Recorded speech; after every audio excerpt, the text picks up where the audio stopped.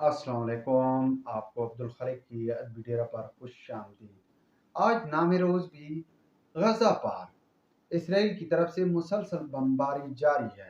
और अब सिर्फ गज़ा नहीं बल्कि इसराइल के लिए एक नया महाज भी खुल चुका है। लेबनान की तरफ से हिजबुल्लाह ने हमला किया था। अब लेबनान की तरफ भी इसराइली फोर्सेस अंगेज हैं, लेकिन जो इस वक्त गज़ा की सूरत हाल है वो इंतहाई शदीद है, दर्दनाक पोजीशन है। गजा के अंदर चूंकि हमास के ठिकानों पर जो बमबारी शुरू हुई थी और पहले 6 रोज में जो गजा के अंदर हमास के ठिकाने थी या दीगर जगह थी, उन पर 6000 से ज्यादा मिसाइल हमले किए गए। इन मिसाइल हमलों के नतीजे में गजा का नक्शा भी तब्दील हो गया और गजा के अंदर इंसानी अलमिया ने एक जन्म लिया।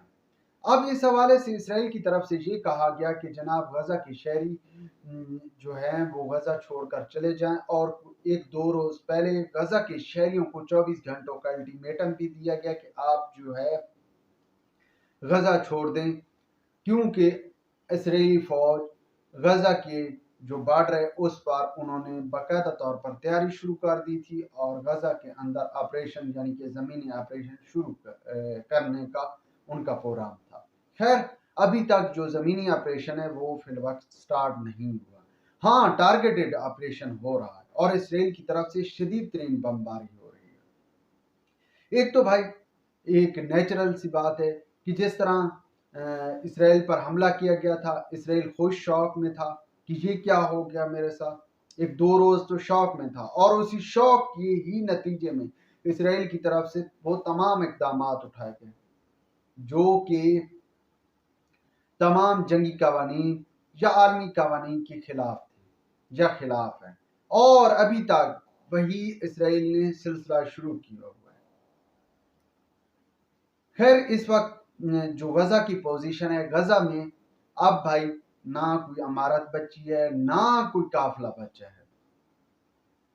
इसराइल ने गजा का जो है जैसा कि मैंने कहा है नक्शा ही तब्दील कर दिया। अब दूसरी जानिब अमेरिकन बेड़ा भी पहुंच चुका है और आने वाले चंद घंटों के अंदर, ये आपके लिए खबर है कि आने वाले चंद घंटों के अंदर सोर्स कह रहे हैं कि गजा पर 3 अतराफ से हमला होगा। ये हमला कहाँ से? बहरिए की तरफ से भी, फजाई भी और जमीनी ऑपरेशन स्टार्ट हो जाएगा।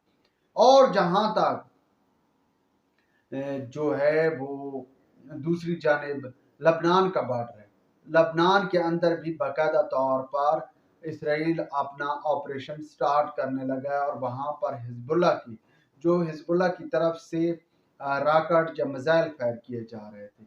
अब वहाँ भी शदीद तरीन हमलों की तैयारी जारी है।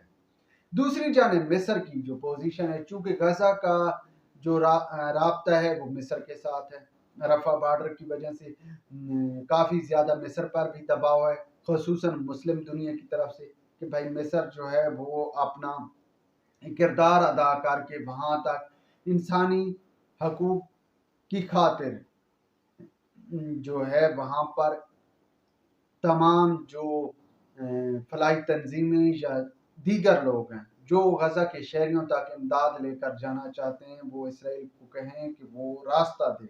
अब गजा मिस्र खुद भी कोशिश कर रहा है कि किसी न किसी तरीके मिस्र के लोगों या जो फलाई तंजीमें हैं उनको रास्ता मिले और गजा के अंदर तमाम ज़रूरी चीज़ें पहुँचाई जाएँ, ज़रूरियात ज़िंदगी की चीज़ें पहुँचाई जाएँ। दूसरी जानिब अमेरिका ने भी मिस्र पर दबाव डाल दिया है कि भाई वो बॉर्डर खोले ताकि अमेरिकन शहरी भी गजा के अंदर हैं वो भी निकलें।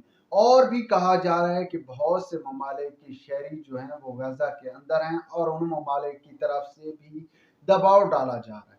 लेकिन आगे से मिस्र की तरफ से ये कहा जा रहा है कि ना भाई, उस वक्त तक बॉर्डर नहीं खुलेगा जब तक